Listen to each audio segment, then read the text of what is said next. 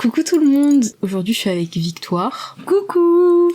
Voilà, donc aujourd'hui, on va parler d'un sujet un peu sensible, mais on va essayer de faire ça en mode vraiment soft et tout, genre pour mettre mal à l'aise personne, que ça soit Victoire ou moi, ou même les gens qui vont écouter. Mais voilà, le sujet c'est sur les troubles du comportement alimentaire, plus communément appelé TCA. Mais en vérité, genre, ça va être sur tout ce qui est notre rapport à la nourriture, à notre propre corps. Et d'ailleurs, ça fera écho au prochain épisode aussi. En fait, c'est une mini-série de 2 épisodes très simples. Genre, le premier épisode, c'est avec Victoire, et le deuxième, ça sera avec Célia. Ce sera sur un autre aspect encore de la question, qui va être très intéressant aussi. Mais du coup, voilà. Ok, let's go. Voilà. Donc j'ai noté des petits trucs. C'est une liste non exhaustive, mais... Dans son calepin secret. Dans mon calepin secret, exactement. Vu que c'est un sujet que t'as en partie choisi, enfin, je t'ai quand même évoqué le sujet, parce que c'est quelque chose dont on parle souvent. Ouais. Même très souvent. Ouais. Est-ce que tu te sens à l'aise avec le fait de nous raconter un peu ton rapport avec ça, enfin ce qui s'est passé avant, etc. Et moi aussi je ferai un petit débrief, un petit feedback après.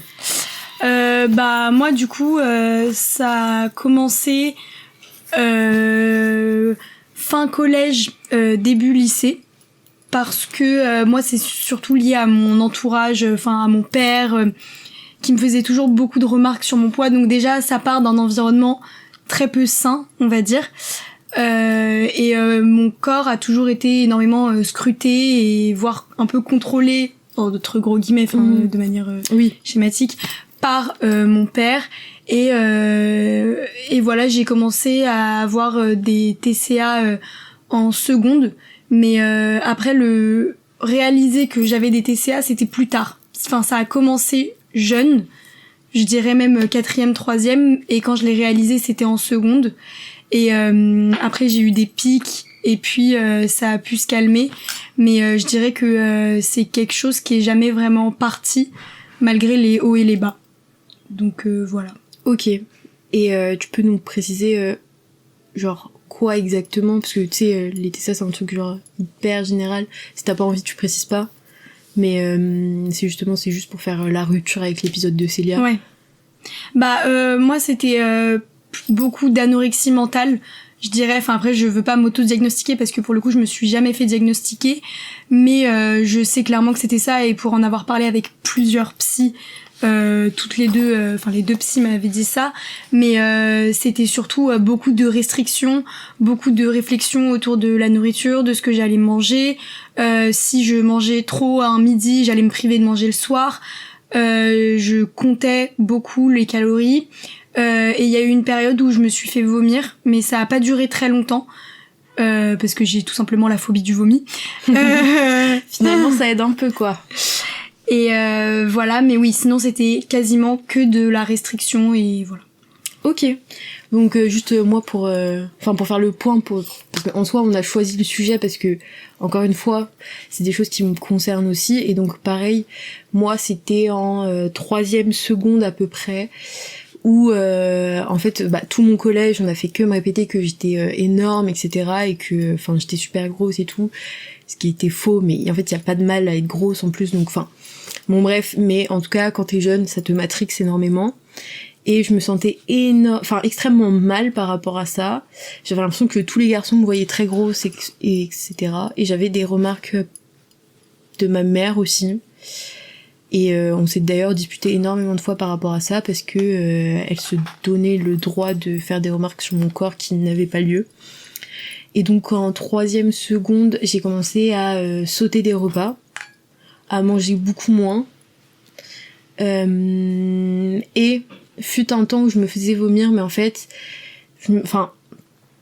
c'était pas vraiment volontaire ni conscient, en fait c'est parce que je passais aussi par une étape très difficile mentalement, et en fait moi je réagis très mal aux changements dans ma vie, et généralement les réactions de mon corps dès que je vais mal, c'est de vomir. Voilà, donc je me suis pas vraiment fait vomir, mais en tout cas je vomissais beaucoup. Et voilà. Voilà. Et pareil, ça revient à quelques périodes où parfois je me sens énorme et j'ai l'impression que tout le monde pense ça de moi et que je dois maigrir, sauf que c'est jamais par des schémas hyper sains ou quoi. Enfin, c'est vraiment à chaque fois faut que j'arrête de manger, quoi.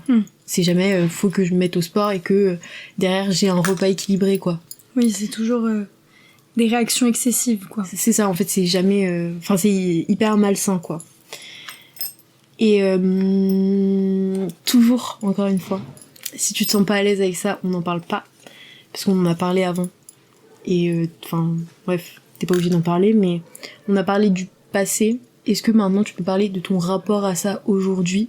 Enfin, je sais pas comment expliquer, mais comment t'as évolué d'un côté sur la question, parce que t'as dit tout à l'heure que t'avais pris conscience de ça en seconde. Aujourd'hui, tu te positionnes comment par rapport à ça? Bah alors déjà à partir du moment où j'en ai pris conscience, c'est à partir de ce moment-là où en fait je suis vraiment tombée dedans. Et puis bon, ça de toute façon on en parlera plus tard, mais c'était aussi lié aux réseaux sociaux, etc. Ouais. Et en fait ça a commencé à aller mieux en première, mais en première c'était un peu enfin ce qu'on appelle les fear food, j'en avais énormément. C'est quoi ça déjà? C'est en fait un peu des aliments que t'as vraiment diabolisés et que tu ne peux plus manger. Genre, tu vas réussir à remanger normalement, mais il y a certains aliments où t'as un vrai blocage. Et moi, c'était beaucoup le sucre et entre autres le Nutella. Parce que quand j'étais petite, je mangeais beaucoup de Nutella et tous mes petits déjeuners, c'était des tartines de Nutella. Et en fait, quand j'ai commencé à avoir vraiment mes TCA, j'ai arrêté d'en manger. Et donc, ça a été très compliqué, rien que de prendre une crêpe au Nutella au restaurant. Même quand ça allait beaucoup mieux, c'était super compliqué. Donc, je dirais que en première, quand ça a commencé à aller mieux, j'étais en gros sur une bonne lancée, mais j'avais toujours des grosses séquelles, voilà. Et en terminale, par contre, ça allait beaucoup mieux. J'étais dans un environnement super sain, avec un entourage super sain, et ça c'est très important. Donc je mangeais un peu ce que je voulais, je réussissais à manger des desserts, ce qui était justement, comme je l'ai dit avant, compliqué parce que j'avais du mal avec le sucre. Et je culpabilisais plus en mangeant, mais il y avait quand même ce petit truc au fond de ma tête où ça pouvait arriver, où je me dis ah oui là faut que je fasse attention, ou voilà, mais ça allait quand même beaucoup mieux. Et bah c'est vrai que là à l'heure où je parle c'est beaucoup plus compliqué parce que donc là je suis en première année de licence, donc un an après la terminale en gros, et là en septembre à la rentrée à la fac ça allait, j'ai commencé à vivre seule, donc j'ai commencé à vraiment être indépendante et donc à me faire à manger. Et c'est vrai que j'ai pris du poids, c'est aussi lié à l'arrêt de la pilule.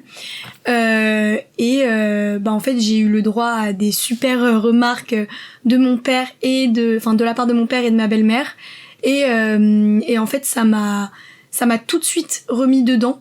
Alors que c'était une remarque de la part de mon père et quelques remarques de la part de ma belle-mère, donc comme quoi rien peut redéclencher ça, et ça montre à quel point en fait, enfin je déteste dire ça, mais tu guéris jamais à 100% de ça quand t'es vraiment tombé dedans à un moment dans ta vie, mais ouais, ça s'est redéclenché donc là à partir de novembre, et c'était compliqué pendant 2 mois, puis après ça a été un peu mieux en début d'année 2025, puis là c'est toujours un petit peu compliqué. Donc voilà, donc à l'heure où je parle, j'ai pas un super rapport avec la nourriture, mais oui, donc pour dire qu'en gros il y a beaucoup de hauts, de bas, et que même quand tu penses que en fait ça va mieux et que t'en es guéri, malheureusement il y a des fois où c'est hyper compliqué, et même mentalement de se dire de rechuter parce que t'as l'impression que c'est un énorme échec parce que t'avais réussi à t'en sortir, quoi. Ouais, c'est ça, je suis d'accord sur le truc que ça tient à rien en fait. Enfin, je sais que moi ça me le fait à certains moments, en fait ça me l'a jamais fait comme ça a été au tout départ et tout quand ça a commencé, etc. Mais il y a toujours comme t'as dit des moments où en fait t'y penses et que t'es en mode ok meuf, en vrai là genre tu manges beaucoup, ou en ce moment t'as beaucoup mangé, enfin en fait je trouve que aussi il y a un truc de ça va avec la période de notre vie. Oui. Genre déjà il y a le fait que on est en pleine adolescence. Genre moi personnellement j'ai très mal vécu le fait de passer d'un corps, un corps d'enfant, quoi, extrêmement fin, sans forme, etc., à une jeune adolescente avec des seins, un peu de fesses, des cuisses. Enfin, je sais que ça, je l'ai très mal vécu. Parce que, en vrai, c'est pas si grave que ça. Mais quand je voyais que... Enfin, moi, personnellement, j'ai eu mes règles assez jeunes. Je les ai eues en fin CM2, début 6e. Et, c'était... En soi, c'est un âge commun, en vrai, pour avoir ces règles. Mais c'est pas encore hyper commun. Donc, j'étais assez précoce, entre guillemets. Et je sais que j'ai très mal vécu de commencer à prendre du poids par rapport à mes copines, qui, elles, n'avaient toujours pas leurs règles. Et moi, si je prenais du poids, en plus, avec les hormones, etc., en vrai, on n'en parle pas souvent, mais quand t'as tes règles, la nourriture, moi, je sais que je mange énormément. Oui, oui. Mais d'un autre côté, tu perds aussi énormément parce que ton corps, il est en train de, s'auto-réguler par rapport à ça. Donc, je l'ai super mal vécu et du coup, je capte le truc de... on y retourne toujours au bout d'un moment et c'est hyper triste, mais ça on en reviendra à la fin parce que en fait elle a lu mes petites questions et donc je pense qu'elle sait ce que ça va être à la fin, mais du coup voilà. Et on en parlait tout à l'heure, mais en parlant d'adolescence, etc. L'adolescence, c'est aussi à ce moment-là où tu découvres les réseaux sociaux et tout. Et moi, j'en ai beaucoup de choses à dire en vrai sur ça parce que, c'est dur, quoi. Ah oui. À l'ère des réseaux sociaux, en vrai, la nourriture et le rapport au corps est très compliqué.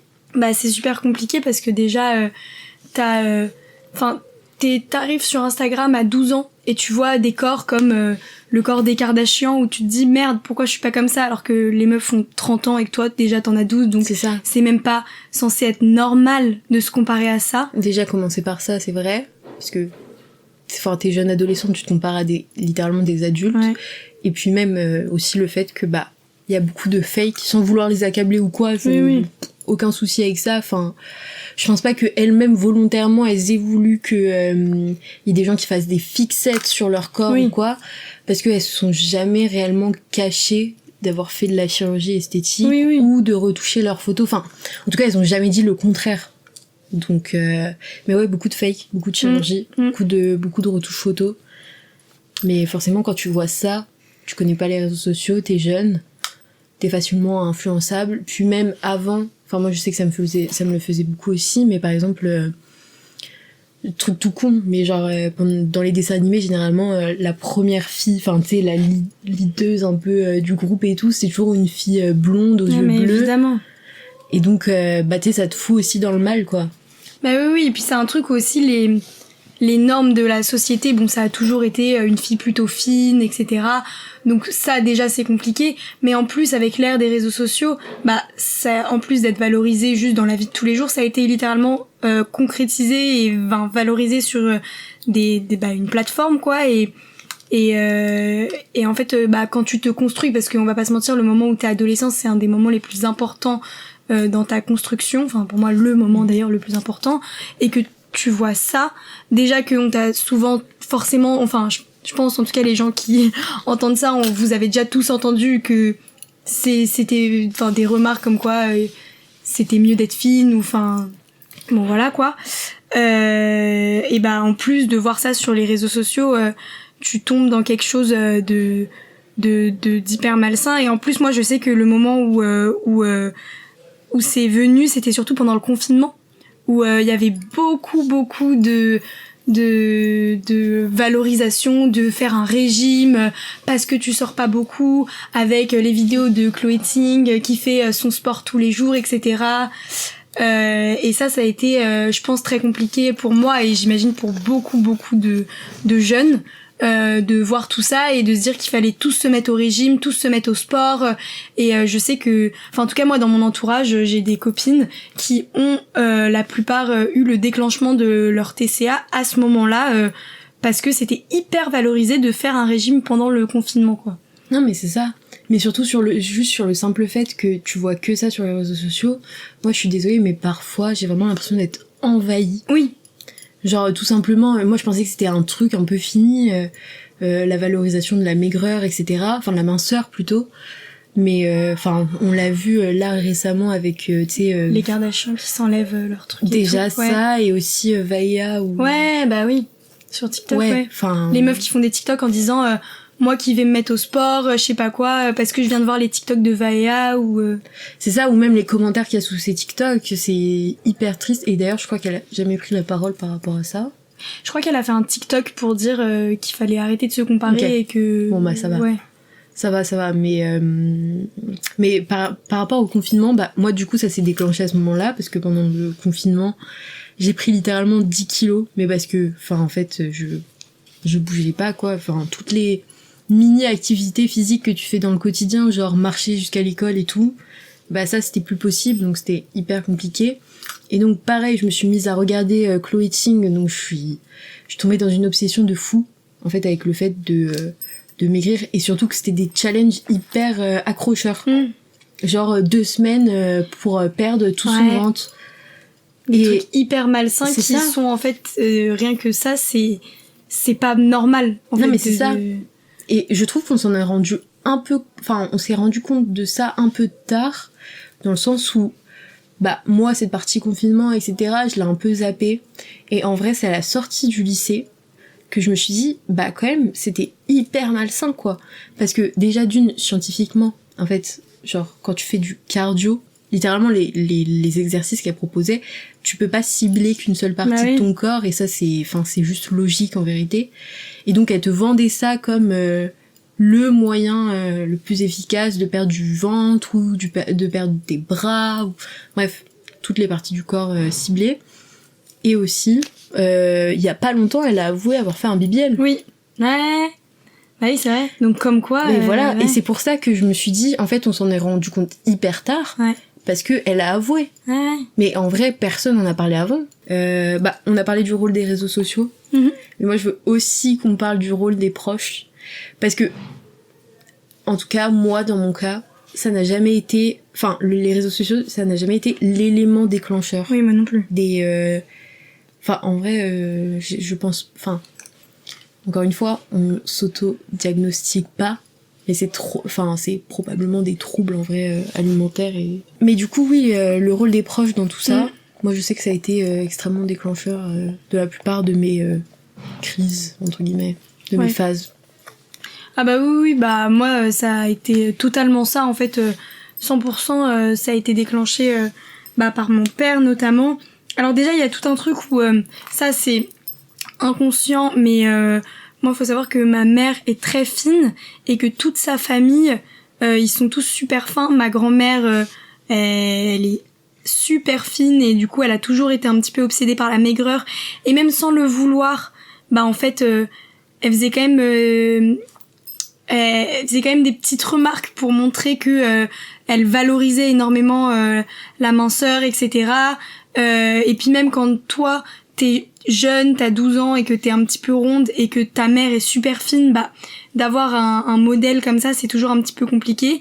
Donc ça déjà, de te dire que toute ta famille a un corps fin et que toi t'es un petit peu ronde alors que t'es juste adolescente, c'est un petit peu compliqué. Mais bon, ça à la limite c'est un élément en plus, mais l'élément vraiment déclencheur ça a été mon père, parce que moi pour le coup mon père c'est quelqu'un qui est énormément obsédé par le physique, comme malheureusement beaucoup de gens dans cette société, et lui ça a été clairement, enfin lui c'est une obsession de la minceur, etc. Et moi quand j'étais jeune, quand j'étais ado, quand j'avais 12-13 ans, mon père me faisait toujours des remarques en me disant des pas forcément des remarques directement t'es grosse ou quelque chose comme ça, mais plus des remarques, par exemple quand j'arrivais à table il me disait le ventre sur pattes arrive à table, ou quand je me servais à manger il me disait finis pas tout le plat, ou des petites remarques comme ça qui à répétition en fait tu les intègres et tu te dis il y a quand même peut-être un petit problème, peut-être que je suis pas normale, et moi je sais que ça a été totalement l'élément déclencheur où en fait la vision que mon père avait de moi, de la petite ronde, et qu'il fallait pas que justement je sois ronde, etc. Ça, j'ai totalement transposé la vision qu'il avait de moi sur ma propre vision de moi, et c'est ça qui ça m'a brain, ça m'a fait me dire que en fait ça allait pas, que j'étais parce que clairement quand je dis que j'ai voulu maigrir, etc., c'est même pas pour dire que je trouvais de nature la minceur jolie, etc. En fait, c'est quelque chose que j'ai intégré par mon père et qui a fait qu'en fait je me suis dit mais il faut que je maigrisse et voilà. Donc moi ça a été clairement l'élément déclencheur, les remarques de mon père, et c'est ça qui a fait après que je suis partie dans des comportements super malsains, quoi. Bah justement, ça fait écho avec un autre truc dont je voulais parler, mais donc c'est cool parce qu'on fait la transition aussi. Mais en vrai, genre on a parlé du rôle des réseaux sociaux, du rôle des proches, mais c'est aussi beaucoup genre un ancrage de normes, genre dans la société. Genre comme tu le disais, c'est parce que il y a une espèce de culte de la minceur qui est affilié aussi à tout ce truc d'être sain, de manger bien. Enfin. C'est un peu le mouvement aussi récent des clean girls, etc. Je trouve que c'est un truc super malsain. Parce que déjà, dans notre représentation de tous les jours, avant, je sais pas, il y a une dizaine d'années, il n'y avait pas énormément de mannequins mid-size. Et encore moins de mannequins vraiment large size, genre. Donc c'était vraiment fou. Enfin, rien qu'à voir, je sais pas, par exemple... les défilés Victoria's Secret. Enfin, littéralement, la seule personne large size qu'ils ont trouvé, en réalité, c'était une mid-size. Donc, vraiment, je trouve ça fou. Et juste pour faire un parallèle avec ce que t'as dit, moi, pareil, ma mère a toujours été très fine. Et donc, du coup, quand elle faisait une espèce de comparaison un peu malsaine, mais j'en veux pas parce que je pense que c'était un truc hyper inconscient. Elle faisait une comparaison entre elle à mon âge et moi. Et du coup, elle m'a souvent dit quand je rentrais pas dans des robes quoi, que c'était parce qu'il fallait que je perde du poids, etc., quoi. Alors que en réalité, ça n'avait rien à voir. Mais ouais, moi, mon père, il m'a jamais fait de remarques. Et c'était pas des remarques sur la nourriture. C'est-à-dire que ma mère, elle me disait jamais mange pas, quoi. Oui, c'est ça, parce qu'en fait, souvent, c'est quand même des remarques sur ton corps. Mais c'est là où vient aussi le problème des réseaux sociaux, c'est que tu regardes sur Internet, du coup, comment perdre du poids. Et là, c'est tout de suite qu'ils te disent il faut être en déficit calorique, il ne faut plus manger de sucre, il faut manger un concombre et une tomate par repas. Et en fait, c'est tout cet engrenage-là après qui te fait rentrer dans les TCA, c'est des remarques sur ton corps. Tu comprends qu'en fait ton corps, t'as l'impression que ton corps il est comme ça parce que tu manges pas comme il faut, et comme en plus sur les réseaux il y a cette valorisation de manger sainement, etc., tu te dis oui en fait c'est ça mon problème, c'est qu'il faut que je mange sainement, et oui donc il faut pas que je mange des choses grasses, etc., et c'est à ce moment-là en fait où tu te dis que où tu normalises, parce que le problème aussi ça a été, c'est ça avec les réseaux sociaux, c'est de normaliser en fait le fait de manger healthy. Mais en fait manger healthy c'est pas ça a été trop associé au fait de manger en très petite quantité, et voilà, donc oui, pour moi c'est comme ça que ça commence, et qu'après tu normalises totalement le truc et que tu rentres dans un cercle vicieux. Ouais, c'est ça, c'est qu'en fait, en vrai, le truc de manger sainement, manger frais, manger, je sais pas, local, etc., c'est un truc qui est valorisé depuis toujours. Mais je trouve que ça fait très peu de temps, en vrai, au moins un bon siècle, que ça a été genre relié au fait d'être mince. Alors que, tout bêtement, quand tu regardes, en vrai, les normes corporelles, c'est un truc qui évolue énormément avec le temps et en fonction de la société dans laquelle tu vis. Genre par exemple, moi j'avais vu l'année dernière en cours que chez les Grecs, c'était hyper bien vu d'être un peu enrobé. Ah oui, parce que ça voulait dire que t'étais riche avant, en plus. C'est ça, oui, ça c'est encore après, mais dans l'Antiquité, ça voulait dire que t'étais en bonne santé, quoi.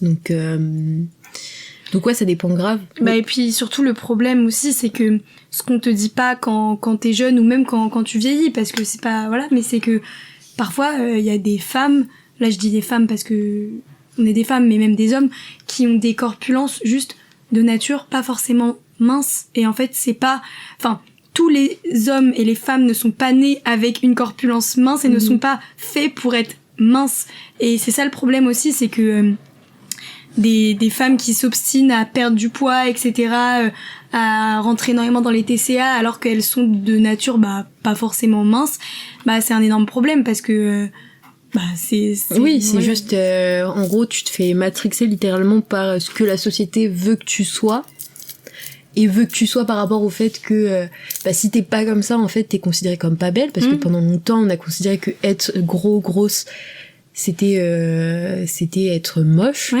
Généralement quand tu vois dans n'importe quelle représentation, que ce soit au cinéma ou enfin je sais pas, les trucs de con, enfin le gros ou la grosse, c'est la méchante ou l'harcelée c'est ça, c'est que c'est qu'elle est pas très belle, c'est que faut l'aider, enfin genre moi je pense à truc avec Debbie Ryan là, Insatiable. Non, Insatiable après, mais aussi avant le truc des 16 ans là. Oui, ou même rien que dans les films Disney, quand toutes les méchantes comme Ursula, elles sont grosses, alors que la petite sirène, c'est ça. Elle est super fine. C'est qu'on diabolise un certain type de corps. Et ouais, en fait, je trouve ça fou. Mais même l'inverse, tout à l'heure, on parlait au Moyen-Âge, c'était bien vu d'être gros parce que ça voulait dire que t'étais riche. Même ça, de l'autre côté, c'est hyper malsain, en fait. Moi, je trouve ça fou que on ait des normes de société sur le corps des gens. Ah oui, je suis totalement d'accord. Mais même pour revenir sur ça, plus récemment sur TikTok avec la trend clean girl, etc., avec toutes les meufs qui font comment j'ai perdu 15 kilos en 3 semaines, etc., et qui montrent leur changement, leur transformation physique, et qui écrivent souvent, enfin moi en tout cas j'en ai vu passer plusieurs dans ma For You page, des meufs qui t'écrivent t'étais pas moche, t'étais juste grosse, ou genre t'étais pas moche, t'avais pas juste perdu tes 10 kilos en trop.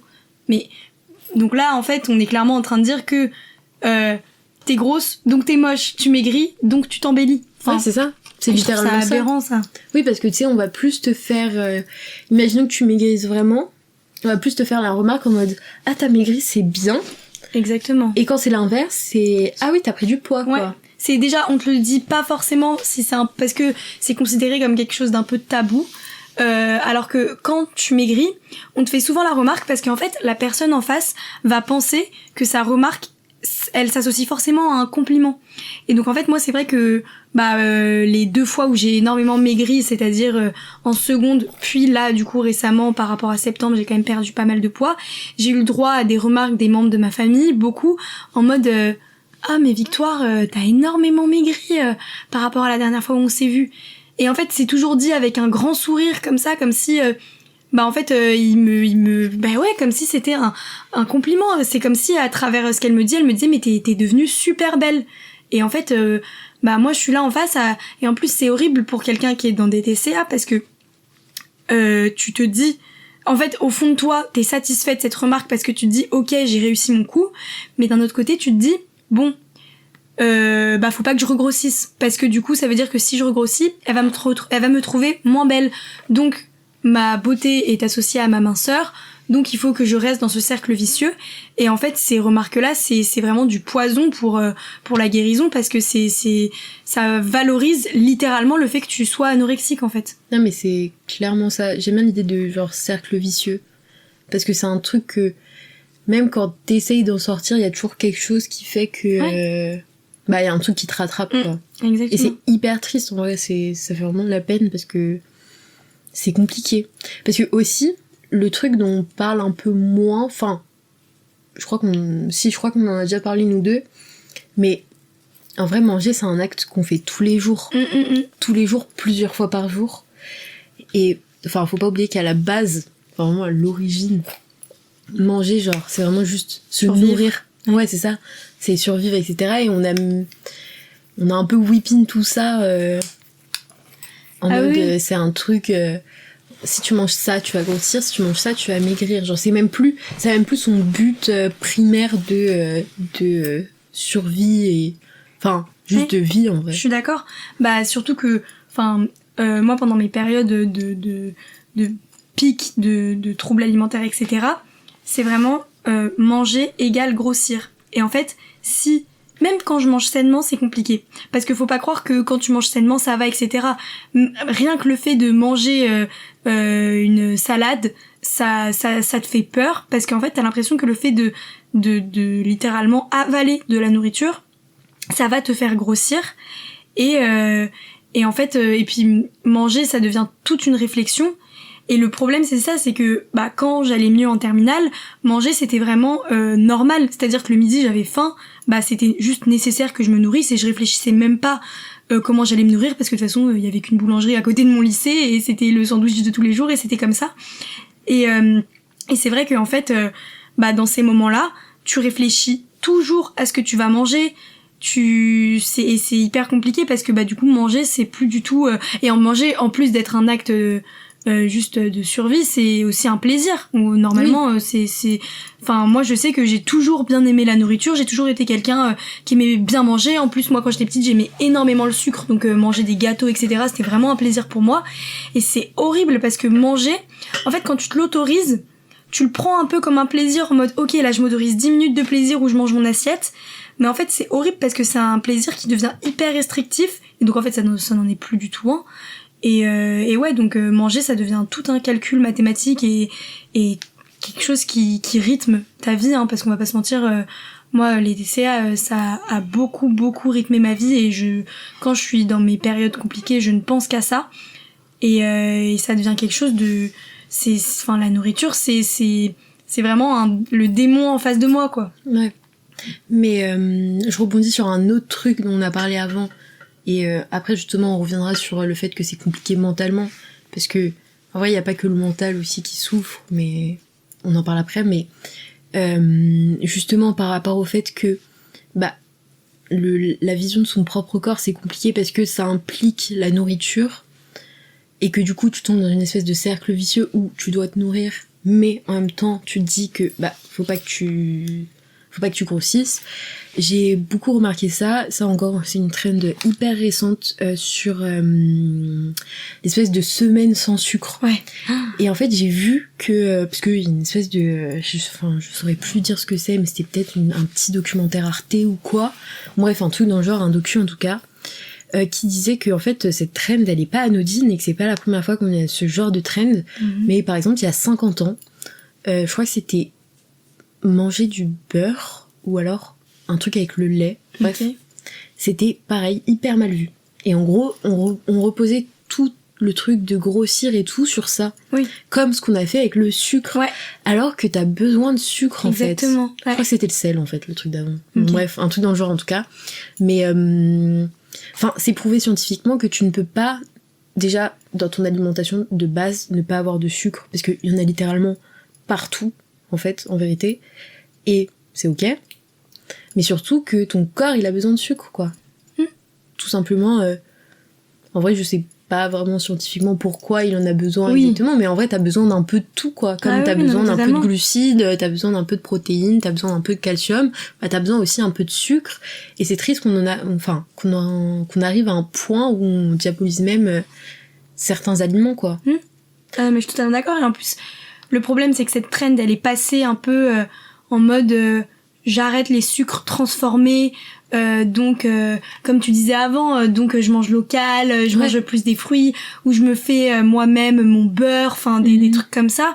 Et en fait, ça passe pour quelque chose de sain, mais ça l'est pas du tout, parce que de toute façon, aujourd'hui, on va pas se mentir, tu veux acheter du sucre, il est forcément transformé, enfin, à part si tu le manges dans des fruits, c'est comme ça, tout ce qu'on mange, c'est transformé, et en fait, il y a pas vraiment de solution à ça, enfin, oui, c'est à part faire attention à pas vraiment manger trop de sucre transformé, parce que ça, c'est juste une question de santé. Oui.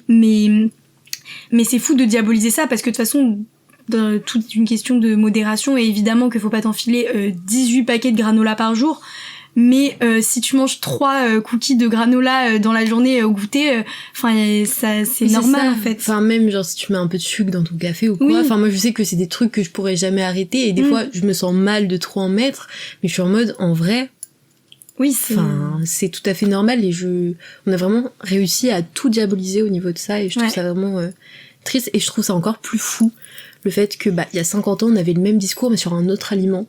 J'essaierai de retrouver le nom. J'essaierai de retrouver c'était quoi. Mais ouais, alors que de base c'est pour des soucis de santé quoi. Ah non mais oui, je suis d'accord. Et pas que physique. Oui. Mais justement, ça fait écho avec ce que je voulais dire, parce que t'as dit que du coup c'était hyper compliqué mentalement. Mais enfin, je pense que c'est aussi important de sensibiliser sur les effets physiques en fait des TCA et d'arrêter de manger. Il y a plein de choses. En vrai, déjà, quand t'arrives à un certain point, où tu manges plus, bah tout simplement, ton corps il est pas fait pour ça. Ton corps fonctionne moins bien, et moi, de mon expérience en tout cas, je peux en témoigner, mais je sais que les moments où je suis dans mes pics, où ça va pas du tout, enfin du coup surtout en seconde, et même là je peux vraiment témoigner plus récemment, ton corps perd énormément d'énergie, et ça c'est vrai. Déjà je dors beaucoup moins bien, parce que clairement bien manger égale bien dormir égale passer une bonne journée globalement, et je dors moins bien, j'ai moins d'énergie. Je sens que j'ai beaucoup moins de force, parce que quand tu perds du poids, tu perds pas du gras, c'est faux. Tu perds juste toute l'eau de ton corps, d'abord, et ensuite tu perds du gras. Bon, et c'est encore normal. Même pas, parce que quand tu manges pas, ton corps, il stocke. Il stocke. Oui, il fait de la rétention d'eau aussi. Ouais, énormément. Et en plus, en fait, ce que tu perds le plus, c'est tes muscles. Enfin, moi, je sais que clairement, je suis pas quelqu'un de super musclé, mais j'ai vraiment perdu en force, etc. Et je le sens. Et j'ai moins d'énergie dans la vie de tous les jours. Je suis fatiguée beaucoup plus facilement. Et ça, c'est vrai que et encore une fois, quand on parle de cercle vicieux, moi, il y a quelque chose qui est un peu propre à moi, mais je pense que ça arrive à beaucoup de gens. Mon corps réagit énormément à mon mental. Enfin, en vrai, c'est tout le monde. Mais du coup, j'ai un taux de stress, donc de cortisol, très élevé. Et moi, dans ces moments-là, je gonfle énormément du visage, du ventre. Et en fait, comme je mange en stressant, je gonfle énormément du ventre. Et je n'arrive plus à aller aux toilettes, je ne vais pas vous faire un dessin. Donc, je suis 4 fois plus gonflée. Et en fait, tout ton corps réagit. En fait, ton corps, il se met en mode survie. Exactement. Et en fait, et c'est pour ça que je dis que, c'est un petit peu, mais que je n'arrive plus à aller aux toilettes, parce que mon corps stocke. En fait, évidemment, j'ai rien à évacuer, parce que, il est juste... il est en train de gratter les derniers trucs qu'il peut gratter, quoi. Exactement. Et donc, du coup, en fait, ton corps est en train de te prouver que ce que tu fais, c'est malsain, et que même si toi, tu penses que c'est une bonne chose parce que ça va te faire maigrir, non, en fait, parce que c'est pas... Et puis c'est horrible, mais dans ce genre de situation, faut se mettre en tête qu'en fait le jour où tu vas guérir, tu vas reprendre du poids, et donc c'est que clairement c'est pas normal d'être enfin voilà quoi. mais en plus de tous ces problèmes digestifs et tout, moi je sais que j'ai une proche à moi dont je tairai le nom, qui elle pendant vraiment longtemps, pendant presque une année entière, en plus d'avoir son corps en mode survie, etc., a eu l'arrêt de ses règles. Et c'est quelque chose qui l'a énormément... j'étais là à ce moment-là, et je sais que je l'ai un peu aidée, mais à mon échelle, parce que c'était très compliqué. Mais c'était hyper compliqué comme situation, parce que d'un côté, ne pas avoir ses règles, c'est hyper inquiétant. Mais surtout, de l'autre côté, en fait, elle voulait pas remanger. Ouais. Donc encore une fois, on se retrouve dans l'espèce de cercle vicieux, quoi. Oui, totalement. Pour rebondir sur ce que t'as dit, moi j'ai eu l'arrêt de mes règles 2 fois. En fait, à chaque fois, je parle des 2 fois, mais les 2 fois où j'ai vraiment eu mes pics. Et là, récemment aussi. Et c'est hyper compliqué, parce qu'en fait, c'est horrible, parce que dans les TCA, il y a quand même ce truc de satisfaction, encore une fois. Et en fait, je dirais pas que ça a été une satisfaction de plus avoir mes règles, parce que en vrai, ça m'a quand même inquiétée. Mais d'un autre côté, tu te dis, j'ai tellement maigri que mes règles se sont arrêtées, en fait. Et donc, t'es quand même dans un petit truc où tu te dis, le jour où j'aurai à nouveau mes règles, ça veut dire que j'aurai repris du poids. Ouais. Et donc ça, c'est compliqué. Mais oui, en tout cas, ça montre à quel point c'est inquiétant, que rien que, en fait, c'est pas que une question de digestion, etc. C'est littéralement tout ton corps et toutes tes hormones qui s'arrêtent de fonctionner parce que tu nourris pas ton corps comme il faut. Et c'est vrai que l'arrêt des règles, ça arrive à beaucoup de filles qui sont anorexiques, et ça montre vraiment à quel point ça a des effets physiques, quoi. Ouais, c'est ça. Et on n'a pas parlé des effets mentaux, mais moi je sais que quand c'est arrivé, généralement c'est arrivé à des moments, des périodes où j'allais déjà pas bien. et où du coup ça venait se greffer déjà à mon mal-être principal, et dès qu'en fait j'ai des rechutes, des espèces d'énormes déprimes, ça revient. Parce que c'est comme ça que... Enfin, je saurais même pas expliquer pourquoi, en fait, c'est juste que je me retrouve tellement triste que j'ai plus envie de rien faire, j'ai plus envie de manger, ça sert plus à rien. Et puis persuade que t'as pas faim. C'est ça, et puis même, mais en vrai, je me dis, en plus, je suis grosse, quoi. Ouais, c'est ça, c'est qu'en plus, dans ces moments-là, enfin, toi, je sais pas, mais tu te persuades que t'as pas faim, et en fait, tu te vois maigrir au fil des semaines parce que tu manges moins, et tu vois que ça te satisfait, donc tu te dis, ah ouais, en fait, c'est pas mal, et c'est dans ces moments-là où, encore une fois, tu retombes dans un cercle vicieux. Mais oui, voilà, totalement. Souvent, ça vient se greffer de façon à un mal-être déjà présent. Et moi, je sais que récemment, ça a été aussi le fait de me sentir énormément seule chez moi. Et du coup, d'ailleurs, le fait de manger toute seule, ça a été super compliqué. Quand c'est pas tes parents qui te préparent tes repas et que c'est toi qui te fais à manger, c'est quand même compliqué parce que t'as déjà pas envie de te nourrir. Et en plus, là, c'est toi qui dois faire la démarche d'aller dans ta cuisine, te faire cuire des pâtes ou je ne sais quoi. Et en fait, tu te dis, non, c'est pas normal de manger. Et de toute façon, peut-être qu'on en reparlera plus tard, mais c'est pour ça qu'on parlera aussi du fait de manger seul et manger avec du monde, etc. On peut en parler maintenant vu qu'on fait la transition. Ouais. Mais ça, on en a beaucoup parlé, genre hors podcast. Mais manger, tout à l'heure, tu disais que c'était un plaisir. Mais c'est aussi un acte hyper social, en vrai. Ouais, totalement. Genre, je trouve... Enfin, moi, en tout cas, c'est hyper rare que je mange toute seule. Ouais. Je mange souvent avec des gens, que ce soit vous à la fac ou même avec mes parents ou quoi. Enfin, il y a toujours des gens et c'est entre guillemets un peu rassurant parce que tu te rends compte que c'est un moment hyper convivial et que ouais, en fait, c'est normal de manger, quoi. Bah oui, parce que le fait qu'il y ait des gens qui mangent avec toi, en fait, tu t'en rends pas compte, mais inconsciemment, ça te rassure énormément. Et c'est vrai que moi, quand j'ai commencé à vivre seule, comme manger, c'était encore un plaisir, en fait, j'ai même pas réfléchi en me disant « Oh, je mange toute seule ».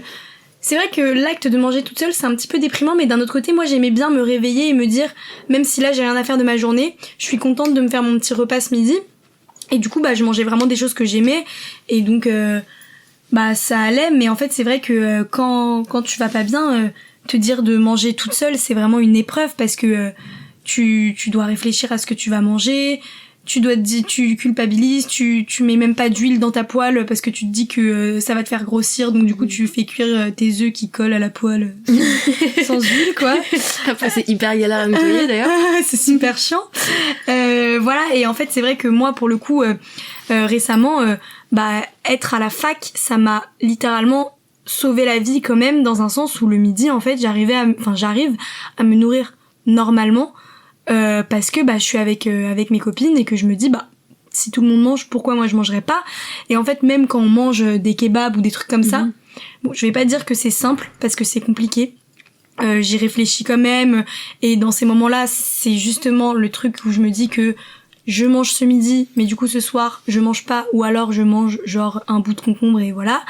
Mais en fait, déjà non, c'est pas normal de faire ça. Mais oui, surtout pour dire que ça rassure énormément de manger avec des gens. Manger, ça rapproche, c'est une activité, clairement. Quand tu dois choisir le restaurant dans lequel tu vas manger avec tes copines, c'est sympa. Enfin voilà, tout le truc autour de manger, c'est vraiment un acte social, quoi. Et c'est vrai que du coup, le fait de manger seul, déjà, c'est pas toujours simple. Mais en plus, quand t'es dans des troubles alimentaire, etc., c'est encore plus compliqué parce que vraiment te dire que t'es seule à manger, c'est super dur parce que t'as l'impression d'être toute seule et qu'il y a que toi qui manges et que tu te sens énorme alors qu'en fait, non, tout le monde est chez soi en train de manger avec ses parents ou seul, mais tout le monde aura mangé ce soir. Enfin, en tout cas, tous les gens qui mangent normalement. Et c'est vrai que après... moi, par exemple, je conseille en tout cas à ceux qui vivent tout seuls d'appeler leurs amis ou quoi le soir, même pendant qu'ils mangent. Enfin, moi, je sais que souvent, Méline, je ne sais pas pourquoi, à chaque fois qu'elle m'appelle, je suis en train de manger. Et je trouve ça hyper rassurant, en fait, de l'avoir au téléphone et de manger et de me dire, elle me dit, là, je vais manger avec mes parents, je vais manger ça.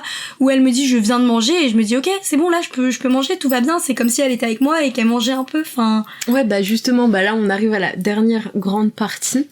Mais tout à l'heure on a parlé un peu du rôle négatif un peu des proches Donc toi avec ton père par exemple, moi avec ma mère un peu plus inconsciemment mais quand même. Et moi je pense, parce qu'on a fait une espèce de petite partie conseil aide.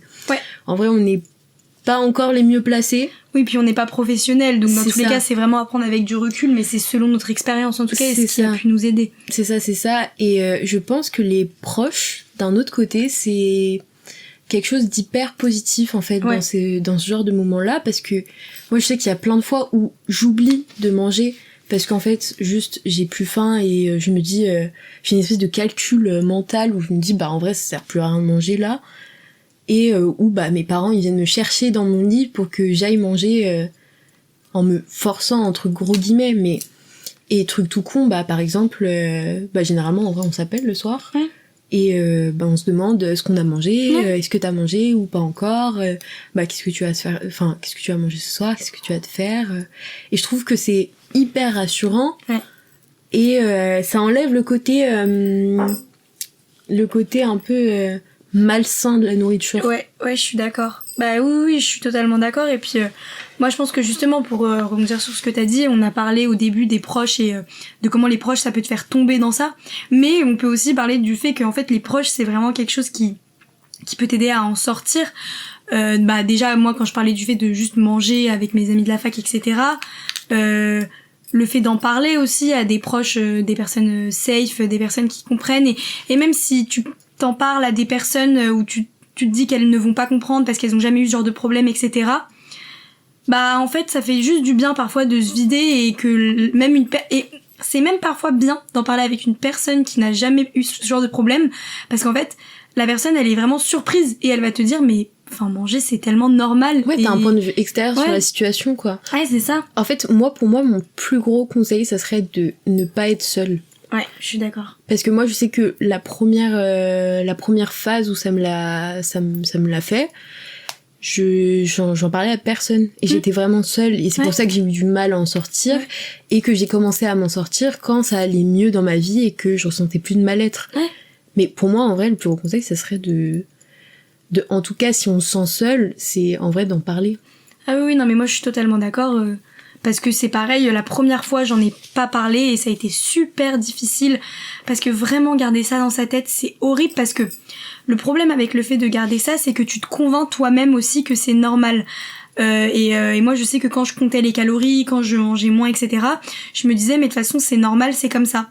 Alors que là le fait d'en parler, même si c'est tout aussi dur et même si je vais malheureusement par moments continuer à faire des choses malsaines, je sais que c'est malsain. Et en fait, le fait de le savoir, ça t'aide pas forcément, mais c'est déjà un pas énorme. Et le fait d'avoir des gens raisonnés qui te disent, mais en fait, il faut que tu manges, et pas comme ça, mais vous avez compris, c'est hyper rassurant, parce que ça fait du bien d'en parler, et deux, ça te résonne et ça te rationalise vraiment le fait de manger en fait. Ouais, c'est ça. Mais après, je peux comprendre que c'est un peu dur. Je sais que de moi-même, en fait, je sais que j'ai commencé à en parler parce que toi t'en as parlé, et du coup je voulais faire un parallèle pour que tu comprennes que en vrai je comprends à 100%, mais faut pas forcément que les gens comprennent à l'extérieur. Moi par exemple mes 2 meilleurs amis c'est des hommes, enfin bref, et ils ont jamais eu ce genre de problème, et juste on en parle, ils m'écoutent et ils comprennent, et voilà quoi. Et ça fait du bien en vrai d'en parler. Je suis d'accord. Après forcément c'est une situation un peu délicate, parce que on l'a répété tout au long du podcast, mais genre en vrai c'est vraiment un vrai cercle vicieux, où même quand t'as dit que tu conscientises ce truc de c'est malsain, en vrai après t'es en mode ok c'est malsain genre. Mais ouais. Mais quoi genre. Ouais, voilà, c'est ça.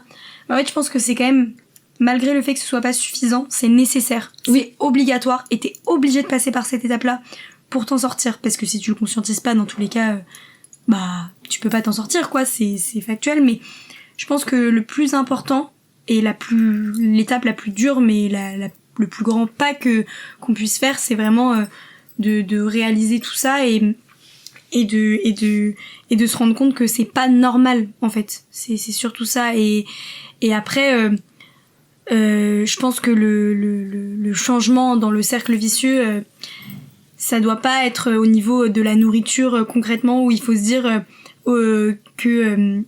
du coup t'adoptes telle ou telle habitude alimentaire, mais c'est vraiment quelque chose de mental. Pour moi, il faut d'abord débloquer le mental avant de, parce que si après tu veux être dans une sorte de perte de poids mais saine, tu peux très bien, mais pour moi il faut pas commencer par te dire ok bon je sors de mes TCA mais toujours en mangeant plus sainement, etc. Pour moi il faut vraiment débloquer le mental et se dire que t'essayes de manger ce dont t'as envie, etc. Être en voie de guérison d'abord pour pouvoir après faire ce dont t'as envie, perdre les kilos que t'as envie de perdre de manière saine.